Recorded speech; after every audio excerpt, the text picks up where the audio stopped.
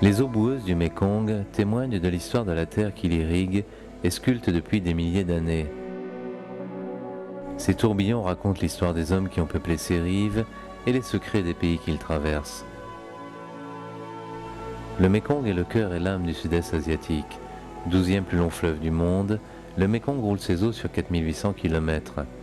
Il prend naissance au pied d'un pic que les nomades tibétains appellent la Zagongma. Ces sources ont été découvertes à 5224 mètres d'altitude par une équipe sino-japonaise en 1994.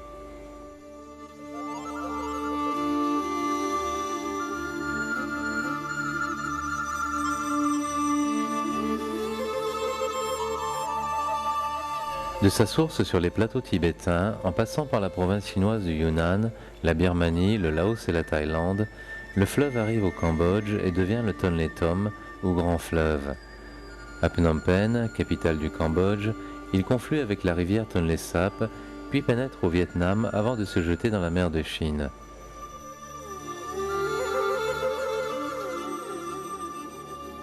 Le bassin inférieur du Mékong, qui comprend le Laos, la Thaïlande et le Vietnam, compte une population de 60 millions d'habitants et possède une diversité ethnique et culturelle des plus riches.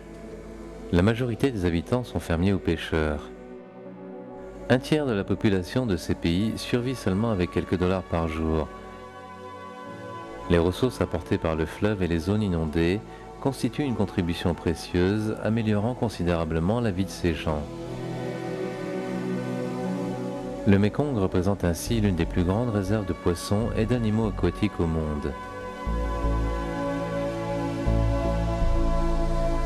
Il faut quelques heures de remontée du fleuve pour accéder à ce petit village de la province de Kompong Cham, qui vit complètement isolé sur le Mékong. Les habitants de Tonlé Tut survivent uniquement grâce aux pêches quotidiennes dans le Mékong et à un peu de riziculture. La pêche n'est pas seulement une activité, c'est un mode de vie à part entière. Pendant la saison des pluies, ce village de 40 familles vend une partie de ses prises à des colporteurs qui viennent chercher les poissons. À Tonlé Tut, rien n'est plus important que la pêche. Certains habitants n'ont jamais quitté le village.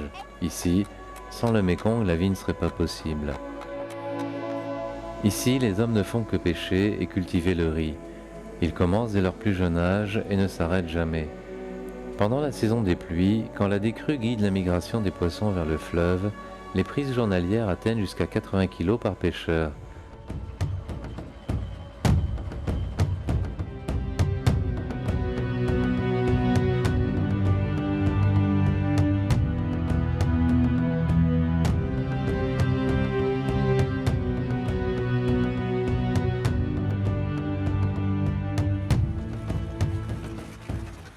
Lorsque l'activité ralentit pendant la saison sèche, les villageois se limitent à l'entretien de leur petite ferme aquacole.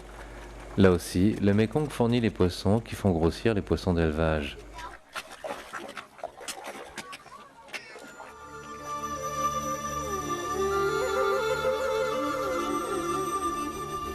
Pendant la saison des pluies, les zones inondées autour du Mékong constituent un réservoir de pêche aussi vaste que l'Irlande.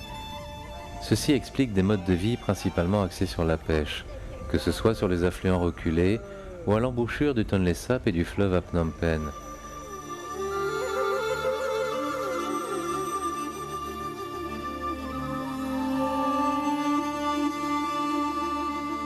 Le Mékong regorge d'engins de pêche, que ce soit de gigantesques pièges en forme de flèches, des chaluts, des filets ou des barrages. La diversité des engins reflète celle des facteurs environnementaux et sociaux.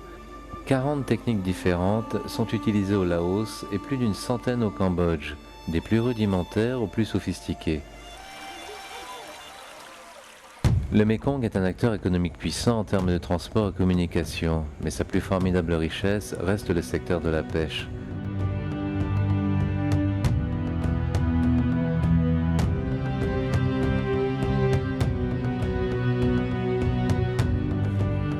Malgré les difficultés pour établir des statistiques précises, les captures dans le bassin inférieur du fleuve se montent à environ 2 500 000 tonnes par an, ce qui représente 7 fois plus la production de l'Amérique du Nord. Le revenu des pêcheries cumulé avec ceux de l'aquaculture et des produits dérivés sont estimés à 2 milliards de dollars par an. Cela inclut les activités de subsistance, les pêcheries individuelles, communautaires ou commerciales. Dans les 4 pays du bassin inférieur du Mékong, la consommation de poissons par habitant est l'une des plus élevées du monde. Le Cambodge arrive en tête, suivi par le Vietnam, le Laos et la Thaïlande. La pêche a donc un rôle crucial d'apport en protéines pour les habitants de ces pays. Par chance, les inondations et un accès facile à ces ressources permettent un grand dynamisme dans ce secteur. Traditionnellement, les poissons sont plus recherchés que les viandes. Ceci explique la prolifération de marchés aux poissons, comme ce marché de Phnom Penh, situé à quelques mètres du Mékong, qui propose du poisson frais ou préparé.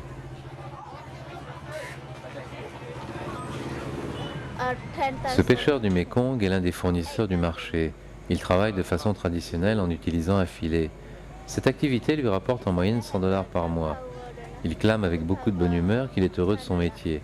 Seul le prix de l'essence lui cause quelques soucis pour la rentabilité de son activité.